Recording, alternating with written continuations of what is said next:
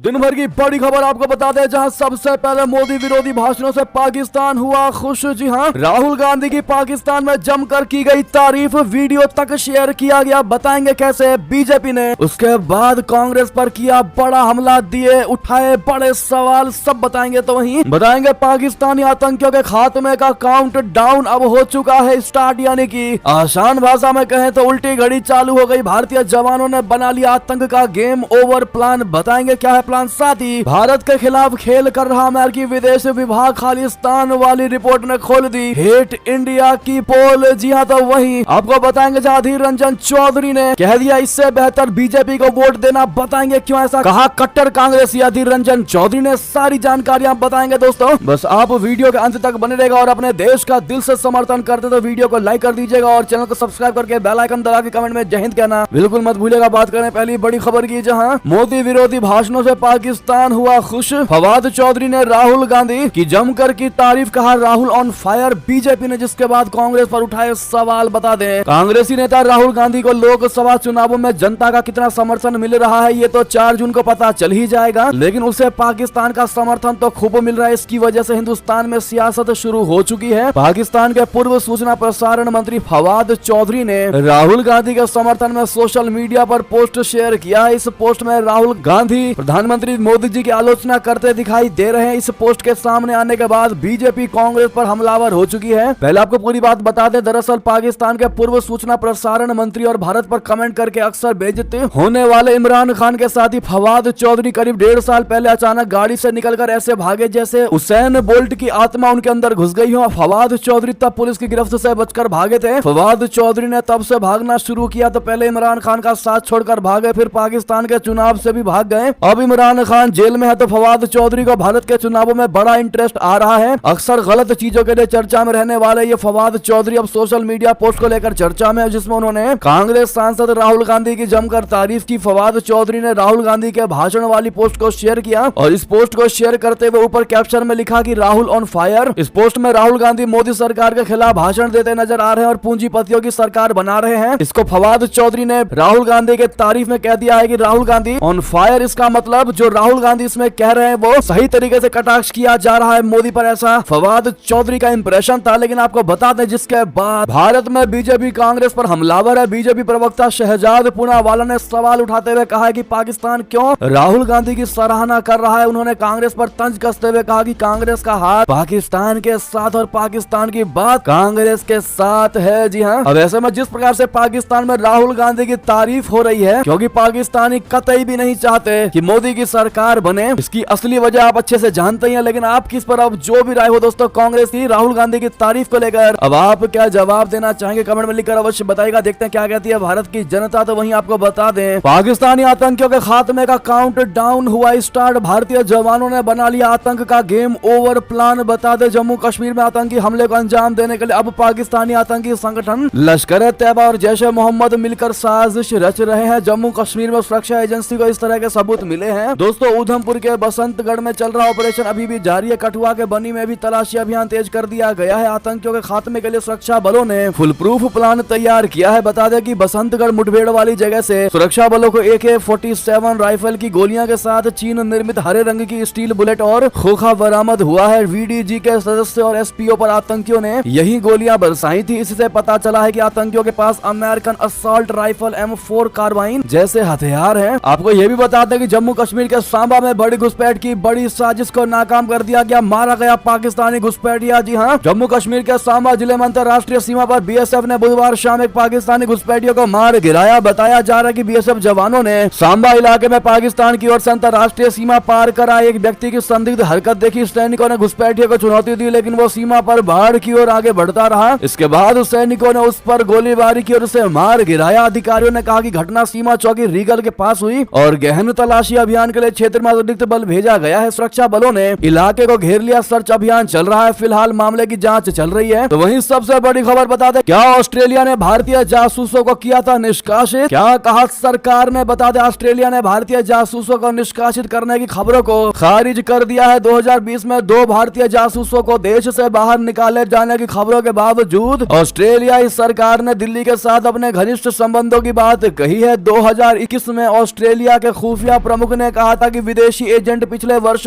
स्थानीय स्तर पर काम कर रहे थे, लेकिन उन्होंने उनकी राष्ट्रीयता नहीं बताई थी। इस सप्ताह ऑस्ट्रेलिया के कई समाचार आउटलेट्स ने दावा किया था कि वे भारत से थे। ऑस्ट्रेलिया ने उन रिपोर्टों की पुष्टि या खंडन नहीं किया है, लेकिन उसका कहना है कि वो विदेशी हस्तक्षेप का मुकाबला करने का इच्छुक है। जी हाँ, तो वहीं आपको बता दें, क्या भारत के खिलाफ खेल कर रहा अमेरिकी विदेश विभाग खालिस्तान वाली रिपोर्ट ने खोली हेट इंडिया की पोल। जी हाँ, खालिस्तान अलगाववादी गुरपतवंत सिंह पन्नू की कथित हत्या की साजिश मामले में भारत के कुछ अधिकारियों की भूमिका के बारे में द वॉशिंगटन पोस्ट के दावे ने सबको चौंका दिया था। इस रिपोर्ट में खुलेआम भारत के शीर्ष अधिकारियों का नाम लिया गया था। ऐसे में अमेरिका में सेवा दे चुके कई भारतीय राजनयिकों का मानना है कि इस अप्रमाणित और भ्रामक रिपोर्ट छापने के पीछे अमेरिकी विदेश विभाग की भूमिका हो सकती है। ऐसा माना जाता है कि अमेरिकी विदेश विभाग का एक वर्ग भारत के साथ नजदीकियों से नाखुश है। ऐसे में वो फर्जी, मनगढ़ंत और भ्रामक रिपोर्ट के जरिए दोनों देशों के बीच माहौल को खराब करना चाहता है। जी हाँ, स्ट्रेट न्यूज ग्लोबल ने अपनी रिपोर्ट में बताया है कि राष्ट्रीय सुरक्षा सलाहकार अजीत डोभाल और पूर्व रॉ प्रमुख सामंत गोयल का नाम उछालना एक सोची समझी साजिश का हिस्सा है। इससे वॉशिंगटन पोस्ट की रिपोर्ट को और अधिक विश्वसनीयता प्रदान करना है, यानी कि भारत के खिलाफ क्लियरली चाल चल रहा है अमेरिका। जी हाँ दोस्तों, तो वहीं बता दें, भारत वाले वज्र का मुरीद हुआ चीन का कट्टर दुश्मन K9 थंडर के कहर से कांप उठेगा ड्रैगन। जी हाँ, दक्षिण चीन सागर पर चीन के साथ लंबे समय से चल रहे समुद्री सीमा विवाद को देखते हुए वियतनाम ने दक्षिण कोरिया से K9 थंडर होवित्जर खरीदने का फैसला किया है। K9 थंडर होवित्जर को भारत और पोलैंड ने भी खरीदा है। इसकी गिनती दुनिया के सर्वश्रेष्ठ होवित्जर में की जाती है। जी हाँ, अब बात करें अगली बड़ी खबर की, जहां पहले चुकाओ हमारे 550 अरब रुपए, तब करेंगे तुमसे बात। जी हाँ, दोस्त ने ही क्यों उड़ाई पीएम शरीफ की नींद, ड्रैगन ने दे दिया शहबाज शरीफ को बहुत बड़ा झटका। जी हाँ, पाकिस्तान के प्रधानमंत्री शहबाज शरीफ अगले महीने जून के पहले हफ्ते में बीजिंग के दौरे पर जाने वाले हैं, लेकिन उससे पहले उनकी टेंशन बढ़ गई है। पाकिस्तानी अखबार डॉन ने सूत्रों के हवाले से बताया है कि चीनी अधिकारियों ने शर्त रखी है कि शहबाज शरीफ की बीजिंग यात्रा चीन पाकिस्तान आर्थिक गलियारे यानी CPEC की 13वीं संयुक्त समन्वय समिति यानी JCC की 13वीं बैठक के बाद होनी चाहिए, ताकि लंबित मुद्दों को सुलझाया जा सके और CPEC 2 के तहत सहयोग को बढ़ाने पर बात की जा सके। जी हाँ, अब इसमें पेच ये फंस गया है कि JCC की 13वीं बैठक तभी होगी जब पाकिस्तान चीनी कंपनियों को 550 अरब पाकिस्तानी रुपए का कर्ज भुगतान कर देगा। जी हाँ दोस्तों, साथ ही साथ बता दें, भारत के साथ व्यापार को बेचैन ये 3 मुस्लिम देश बनाएंगे नया ट्रांसपोर्ट कॉरिडोर, पाकिस्तान की हुई छुट्टी। जी हाँ, अफगानिस्तान ने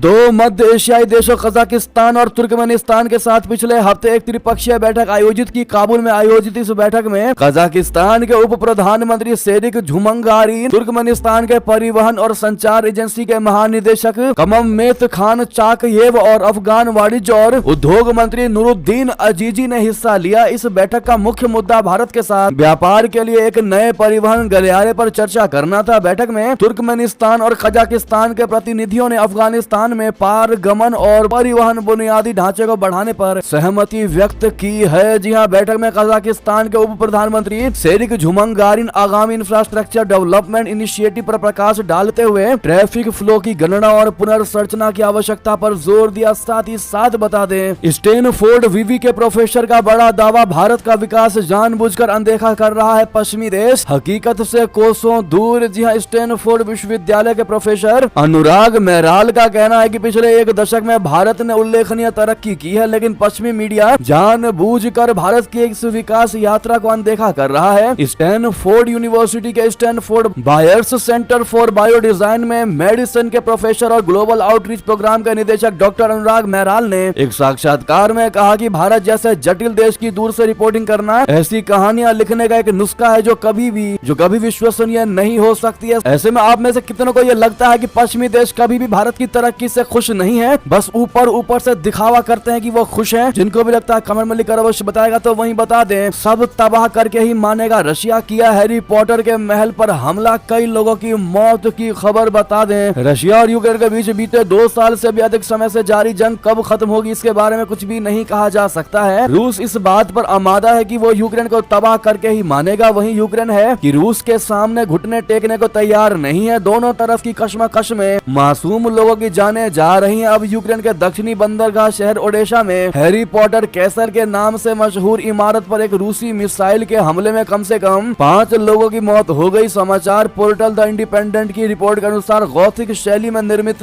ये इमारत एक मील का पत्थर था। मिसाइल हमले के बाद जारी किए गए वीडियो में इमारत से आग की लपटें निकलती हुई दिखाई दे रही हैं। तो वहीं आपको बता दें, अमेरिका में इजराइल बनाम फलस्तीन जंग का अखाड़ा बने विश्वविद्यालय न्यूयॉर्क में 300 गिरफ्तार। जी हाँ, अमेरिका के विश्वविद्यालय इन दिनों जंग का अखाड़ा बना हुआ है। इन विश्वविद्यालयों के कैंपस में फलस्तीन समर्थकों ने डेरा डाला हुआ है और वे लगातार इजराइल विरोधी प्रदर्शन कर रहे हैं और अमेरिकी प्रशासन पर तटस्थ बनने के लिए दबाव डाल रहे हैं। इस बीच बुधवार को इजराइल समर्थकों ने लॉस एंजल्स में कैलिफोर्निया विश्वविद्यालय में फलस्तीन समर्थक एक विरोध शिविर पर हमला कर दिया। वहीं न्यूयॉर्क के मेयर ने कहा कि कोलंबिया विश्वविद्यालय में फलस्तीन समर्थक विरोध प्रदर्शन का नेतृत्व बाहरी लोग कर रहे थे, जिन्हें पुलिस ने खदेड़ दिया। तो वहीं बता दें, भारत ने बनाया पाकिस्तानी हंगोर का काल, अब समुद्र में दुश्मन की पनडुब्बियों का स्मार्ट से बचना नामुमकिन। जी हाँ, भारत ने बुधवार को supersonic missile assisted release of torpedo यानी शॉर्टकट में बोले तो स्मार्ट सिस्टम का परीक्षण किया गया। रक्षा अनुसंधान और विकास संगठन यानी डीआरडीओ ने बताया कि स्मार्ट मिसाइल प्रणाली 500 किलोमीटर से अधिक दूर दुश्मन की पनडुब्बियों पर हमला करने में सक्षम है। डीआरडीओ ने भारतीय नौसेना के लिए 2018 में स्मार्ट मिसाइल सिस्टम को बनाना शुरू किया था। इसे पाकिस्तान की हंगोर क्लास की पनडुब्बियों का काल माना जा रहा है। जी हाँ, पाकिस्तान को चीन से हंगोर क्लास की पहली पनडुब्बी मिलने वाली है और यह पनडुब्बी एआईपी सिस्टम से लैस है, जिसे अपनी बैटरियों को चार्ज करने के लिए सतह पर आने की आवश्यकता नहीं होगी। ऐसे में इस पनडुब्बी को 500 किलोमीटर की रेंज में कहीं भी भारत के स्मार्ट मिसाइल सिस्टम की मदद से निशाना बनाया जा सकेगा। जी हाँ, तो वहीं बता दें, रशिया और पाकिस्तान दोस्ती जिंदाबाद। आखिर जिन्ना के देश की तारीफ क्यों कर रहा भारत का ये सबसे करीबी दोस्त? दरअसल भारत के सबसे करीबी दोस्त रशिया ने आतंकिस्तान बन चुके पाकिस्तान के साथ दोस्ती की जमकर तारीफ की है। पाकिस्तान में रशिया के दूतावास ने एक ट्वीट करके दोनों देशों के बीच दोस्ती को याद किया है। रूसी दूतावास ने बताया कि आज के दिन 76 साल पहले सोवियत संघ और पाकिस्तान के बीच राजनयिक संबंध स्थापित हुए थे। हमारा पाकिस्तान के साथ सहयोग बहुत तेजी से बढ़ रहा है। रशिया और पाकिस्तान के बीच व्यापार ऐतिहासिक रूप से $1 अरब तक पहुंच गया है। रशिया ने कहा कि हम इस दोस्ती को दोनों देशों की जनता के बीच और ज्यादा बढ़ाने को लेकर आशान्वित हैं। रूसी दूतावास ने लिखा कि रशिया पाकिस्तान दोस्ती जिंदाबाद। रशिया और भारत के धुर विरोधी पाकिस्तान के बीच संबंधों को लेकर पुतिन सरकार का ये बयान ऐसे समय पर आया है जब दोनों देशों के बीच अफगानिस्तान को लेकर काफी सहयोग चल रहा है। यही नहीं, रशिया ने पाकिस्तान को सस्ते दाम पर तेल और गेहूं की सप्लाई भी की है। साथ ही साथ नेक्स्ट खबर बता दे, जहां पर सिंध में जबरन हो रहा हिंदू लड़कियों का धर्म परिवर्तन। पाकिस्तान की सीनेट में दानिश पलेयानी का सबसे बड़ा दावा। जी हां, पाकिस्तानी हिंदू नेता और सीनेट के सदस्य दानिश कुमार पलेयानी ने सिंध प्रांत में गंभीर मानवाधिकार संकट पर चिंता जताते हुए कहा कि हिंदू समुदाय की लड़कियों को जबरन इस्लाम में परिवर्तित किया जा रहा है। दानिश कुमार पलेयानी ने कहा कि कुछ अराजक तत्वों द्वारा हिंदू लड़कियों से जबरन इस्लाम धर्म कबूल करवाया जा रहा है। जिन इलाकों में हिंदू बसे हुए हैं वहां लड़कियों का धर्म परिवर्तन किया जा रहा है। सीनेट में अपनी बात रखते हुए पलेयानी ने कहा कि पाकिस्तान हमें यह अधिकार देता है कि कोई भी धर्म किसी को धर्म परिवर्तन के लिए मजबूर नहीं कर सकता। उन्होंने कहा कि कुरान में भी इस बात का जिक्र किया गया है कि धर्म में कोई जबरदस्ती नहीं होनी चाहिए। इसके बाद भी कुछ लोगों को पाकिस्तान के संविधान और यहाँ तक कि कुरान शरीफ पर भी विश्वास नहीं है। इस प्रकार अगर ऐसा ही हाल रहा तो पाकिस्तान में एक भी हिंदू नहीं बचेंगे, यह कहना है पाकिस्तान की सीनेट में हिंदू नेता दानिश कुमार जी का। इस पर आपका क्या कहना है दोस्तों? अपनी राय अवश्य रखिएगा। साथ ही साथ बता दें, भारत से बराबरी करना चाहता है पाकिस्तान, इस दिन भेजेगा अपना चंद्रयान। आखिर कितना खास है ये मिशन, उसके लिए बता दें, भारत के मून मिशन चंद्रयान 3 की सफलता के बाद पाकिस्तान बेहद बेचैन नजर आ रहा है। यही वजह है कि आर्थिक तंगी से जूझने के बावजूद पड़ोसी देश भी अपना मून मिशन लॉन्च करने जा रहा है। हालांकि ये भारत के चंद्रयान मिशनों के आसपास भी नहीं है। पाकिस्तान का मून मिशन बोले तो IQ शुक्रवार 3 मई को हैनान से चीन के चांगई पर सवार होकर चंद्रमा की कक्षा में जाएगा। यानी पाकिस्तान अपने दम पर नहीं बल्कि चीन के दम पर भारत से बराबरी करना चाहता है। पाकिस्तान का ये उपकरण चांद पर नहीं उतरेगा बल्कि किसी उसकी कक्षा में ही रह जाएगा। तो वहीं बता दें, श्रीलंका में रोमांचक मोड़ लेगा राष्ट्रपति चुनाव। विक्रम सिंघे राजपक्षे के बीच हो सकती है चुनावी जंग। जी हां, श्रीलंका में राष्ट्रपति चुनाव नजदीक आ रहा है और इसको लेकर राजनीति में अभी से हलचल देखने को मिल रही है। इस बीच खबर है कि राष्ट्रपति रानिल विक्रम सिंघे भी चुनाव में पुनर्निर्वाचन के लिए अपने दावेदारी पेश कर सकते हैं। अगर विक्रम सिंघे अपनी दावेदारी पेश करते हैं तो उन्हें अपने ही कैबिनेट के साथी रहे विजय दासा राजपक्षे से चुनौती मिल सकती है। आपको बता दें कि राजपक्षे वर्तमान में श्रीलंका के कानून मंत्री का पद संभाल रहे हैं। जी हाँ, तो वहीं बता दें, एशिया की बड़ी सुपर पावर को पीछे छोड़ छोड़ देगा भारत बस कुछ महीने और। दरअसल दुनिया की 5वीं सबसे बड़ी अर्थव्यवस्था भारत बस कुछ महीनों में ही जापान को ओवरटेक करके चौथे नंबर पर आ जाएगा। कोरोना महामारी और रशिया यूक्रेन युद्ध ने दुनिया भर की अर्थव्यवस्था को बहुत ज्यादा प्रभावित किया, लेकिन भारत बहुत तेजी से इससे उबर गया और उसी का नतीजा है कि अब वो दुनिया की चौथी सबसे बड़ी अर्थव्यवस्था बनने जा रहा है। अंतर्राष्ट्रीय मुद्रा कोष ने भविष्यवाणी की है कि भारत साल 2025 में जापान को पीछे छोड़कर नंबर 4 पर आ जाएगा। हालांकि पिछले साल अक्टूबर में IMF ने अनुमान लगाया था कि भारत को चौथी सबसे बड़ी अर्थव्यवस्था बनने में 2 साल का समय लगेगा, यानी 2026 तक वो जापान से आगे निकल जाएगा। क्या आपको भी भरोसा है दोस्तों? अपने भारत पर कमेंट में लिखकर जरूर बताइएगा और मेरा भारत महान कहना मत भूलेगा। साथ ही साथ बता दें, ब्रिटेन के लिए छात्र वीजा पर सख्त नियमों का दिखा असर। विद्यार्थियों के साथ आने वाले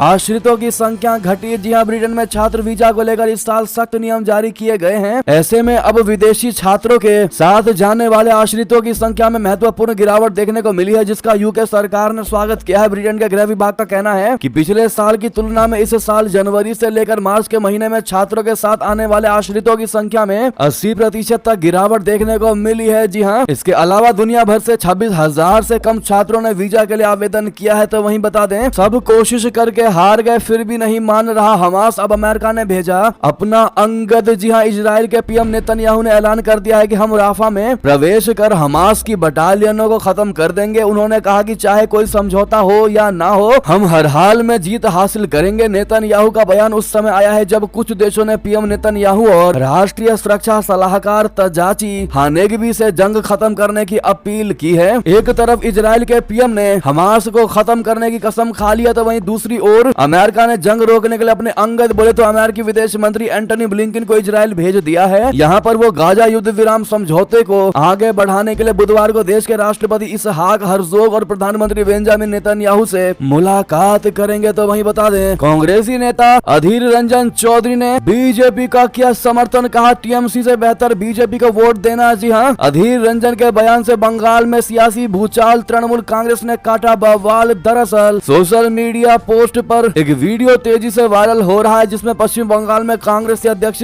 और बहरामपुर से कांग्रेस उम्मीदवार अधीर रंजन चौधरी ये कहते नजर आ रहे हैं कि टीएमसी से बेहतर है कि आप भारतीय जनता पार्टी को वोट दे दो। उनका ये वीडियो वायरल होने के बाद तृणमूल कांग्रेस यानी टीएमसी ने बुधवार को कांग्रेसी नेता अधीर रंजन चौधरी पर भाजपा की बी टीम होने का आरोप लगा दिया। तो वहीं इसके जवाब में कांग्रेसी नेता जयराम रमेश ने कहा कि उनकी पार्टी का लक्ष्य पश्चिम बंगाल में भाजपा की संख्या कम करना है और टीएमसी इंडिया ब्लॉक का हिस्सा है। कथित वीडियो में पश्चिम बंगाल के बहरामपुर से मौजूदा सांसद और कांग्रेस उम्मीदवार अधीर रंजन चौधरी को एक सार्वजनिक बैठक को संबोधित करते हुए और ये कहते हुए दिखाया गया है कि टीएमसी को वोट देने की तुलना में भाजपा को वोट देना बेहतर है। टीएमसी ने वीडियो पर प्रतिक्रिया देते हुए अधीर रंजन चौधरी को कांग्रेस के साथ सीट बंटवारे की बातचीत की विफलता के लिए दोषी ठहराया और उन्हें बंगाल विरोधी बताया। एक्स पर एक पोस्ट में टीएमसी ने कहा कि बंगाल में बीजेपी की आंख और कान के रूप में काम करने के बाद अधीर रंजन चौधरी को अब बंगाल में बीजेपी की आवाज के रूप में देखा और सुना जा सकता है, यानी कि उनको बीजेपी की बी टीम बताया गया है। बहरहाल अधीर रंजन चौधरी ने यह बयान देकर के पूरे भारत में भूचाल मचा दिया है, लेकिन बंगाल में सियासी तूफान आ गया है इस बयान के बाद। और आपका क्या बयान होगा दोस्तों? आपकी क्या निजी राय प्रतिक्रिया होगी? कमेंट में लिखना मत भूलेगा। साथ ही साथ बता दें, 70 साल तक शासन करने के बावजूद कांग्रेस पूरे देश में संविधान लागू न कर सकी। जी हां, पीएम मोदी ने कांग्रेस पर यह कहते हुए बोला हमला। जी हां, प्रधानमंत्री नरेंद्र मोदी जी ने कल गुजरात में चुनाव प्रचार किया। इस दौरान उन्होंने कांग्रेस और अन्य विपक्षी दलों पर जमकर हमला बोला। अपने तीसरे कार्यकाल में भारतीय जनता पार्टी यानी भाजपा द्वारा संविधान को बदल देने के कांग्रेस के दावे पर पलटवार करते हुए उन्होंने कहा कि विपक्षी पार्टी 70 वर्ष सत्ता में रहने के बावजूद पूरे देश में संविधान लागू न कर सकी। उत्तरी गुजरात के हिम्मतनगर में साबरकांठा और मेहसाणा सीट से भाजपा के लोकसभा उम्मीदवारों के समर्थन में एक चुनावी रैली को संबोधित करते हुए पीएम मोदी ने कहा कि वो संविधान के प्रति प्रतिबद्ध है और उनकी सरकार पूर्ववर्ती राज्य को विशेष दर्जा देने वाले अनुच्छेद 370 को हटाकर जम्मू कश्मीर में भी इसको लागू होना सुनिश्चित किया है। उन्होंने विपक्षी गठबंधन को चुनौती देते हुए कहा कि वो देश को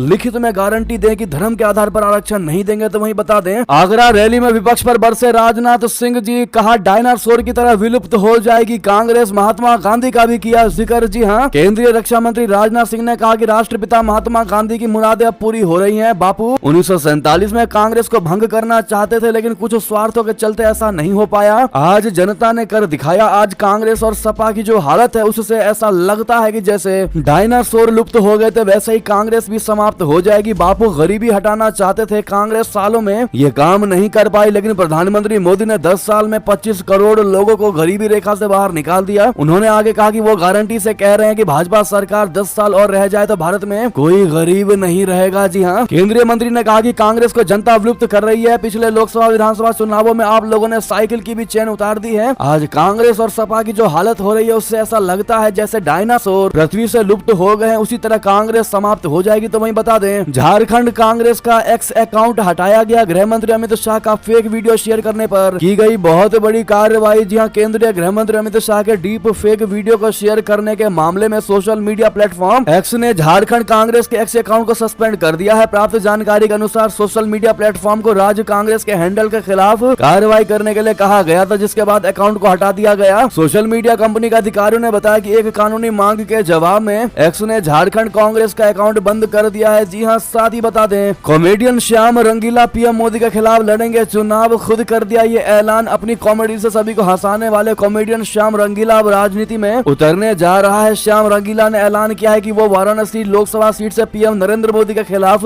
चुनाव लड़ेंगे। एक्स पर एक वीडियो में उन्होंने खुद इस बात का ऐलान किया है। उन्होंने कहा कि वो जल्द ही वाराणसी आएंगे और कब नामांकन दाखिल करेंगे इसकी जानकारी देंगे। अपने पोस्ट में उन्होंने हैशटैग श्याम रंगीला फॉर वाराणसी लिखा है, जो आप स्क्रीन पर देख भी पा रहे होंगे। श्याम रंगीला ने कहा कि मैं अपने मन की बात करने आया हूं। आप सबके मन में सवाल है कि जो हम न्यूज में सुन रहे हैं, क्या श्याम रंगीला ये सत्य बोल रहा है? कहीं मजाक तो नहीं है? कॉमेडियन है, मजाक कर रहा होगा, लेकिन ये मजाक नहीं है। मैं वाराणसी से चुनाव लड़ रहा हूँ और मोदी जी के सामने लड़ रहा हूँ। क्या लगता है दोस्तों आपको, क्या श्याम रंगीला मोदी जी के इर्द गिर्द भी पहुंच पाएंगे? जो भी आपकी राय हो कमेंट में लिखकर अवश्य बताइएगा। ये थी अभी की सारी बड़ी खबरें। आपको हमारी खबर कैसी लगी? आशा करता हूँ बहुत अच्छी लगी होगी। थोड़ी भी अच्छी लगी है तो वीडियो को जरूर लाइक करके चैनल को सब्सक्राइब करके बेल आइकन दबा के कमेंट में जय हिंद कहना मत भूलिएगा। मिलते अगली बड़ी खबर में। आप सभी का बहुत बहुत धन्यवाद।